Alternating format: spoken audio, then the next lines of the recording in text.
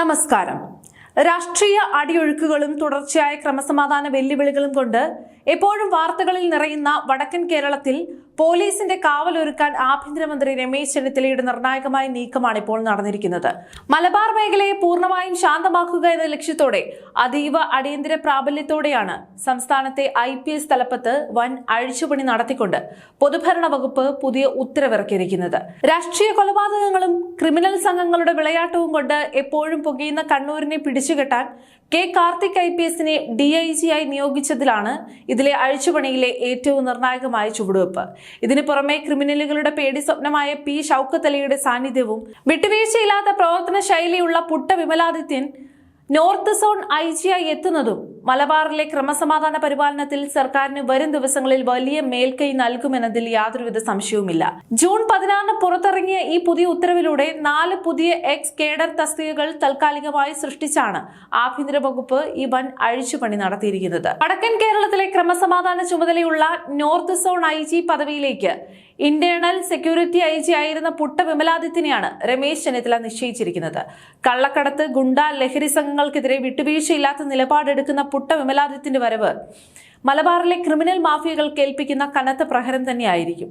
പകരം armed police battalion IG ആയിരുന്ന S. Satheesh ബിനോയെ പുതിയ ഇന്റേണൽ സെക്യൂരിറ്റി IG ആയി നിയമിച്ചിട്ടുണ്ട്. എന്നാൽ ഈ നിയമന ഉത്തരവിൽ കണ്ണൂർ റേഞ്ചിന്റെ DIG പദവിയിലാണ് അവസാന നിമിഷം ആഭ്യന്തര വകുപ്പ് ഏറ്റവും സുപ്രധാനമായ തിരുത്തൽ വരുത്തിയിട്ടുള്ളത്.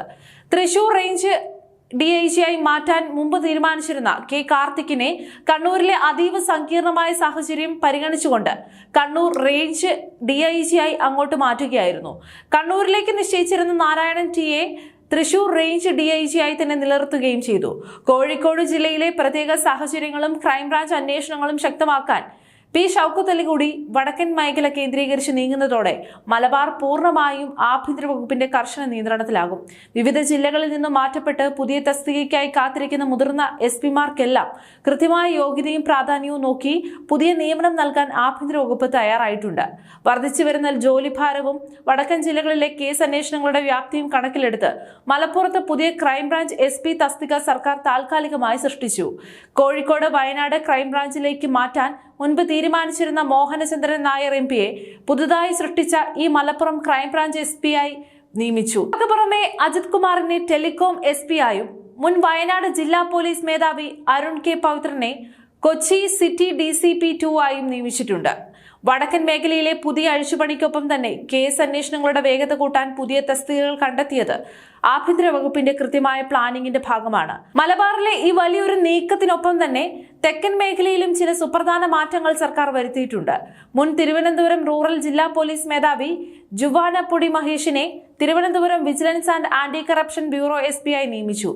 Malappuram crime branch, Kochi city, Thiruvananthapuram vigilance, Thiruvananthapuram സാമ്പത്തിക കുറ്റാന്വേഷണ വിഭാഗം എന്നിവിടങ്ങളിൽ പേ മാട്രിക്സ് ലെവൽ 11-ൽ 1 വർഷത്തെ കാലാവധിയിലാണ് പുതിയ കേഡർ തസ്തികകൾ സർക്കാർ രൂപീകരിച്ചിട്ടുള്ളത്. ഗവർണറുടെ ഉത്തരവിൻ പ്രകാരം പൊതുഭരണ വകുപ്പ് അഡീഷണൽ സെക്രട്ടറി രാജേഷ് GR അടിയന്തര പ്രാബല്യത്തോടെയാണ് ഈ നിയമന ഉത്തരവ് പുറപ്പെടുവിച്ചത്. കാർത്തിക് കണ്ണൂർ DIG ആയും പുട്ട വിമലാദിത്യൻ നോർത്ത് സോൺ IG ആയും ചുമതലയേൽക്കുന്നതോടെ മലബാറിലെ ഗുണ്ടാ ലഹരി മാഫിയകൾക്ക് വരും ദിവസങ്ങളിൽ കനത്ത പ്രഹരമായിരിക്കും ഏൽക്കാൻ പോകുന്നത്. കോഴിക്കോട് P. ഷൗക്കത്ത് അലിയുടെ സാന്നിധ്യവും മലപ്പുറത്ത് പുതിയതായി സൃഷ്ടിച്ച ക്രൈംബ്രാഞ്ച് SP തസ്തികയും വടക്കൻ കേരളത്തിന്റെ സുരക്ഷ ഇരട്ടിയാക്കും. നിയമം ലംഘിക്കുന്നവർ ആരായാലും അവർക്കിനി രക്ഷയുണ്ടാകില്ല എന്ന് തെളിയിക്കുന്നതാണ് അടിയന്തര പ്രാബല്യത്തോടെയുള്ള ഈ IPS അഴിച്ചുപണി.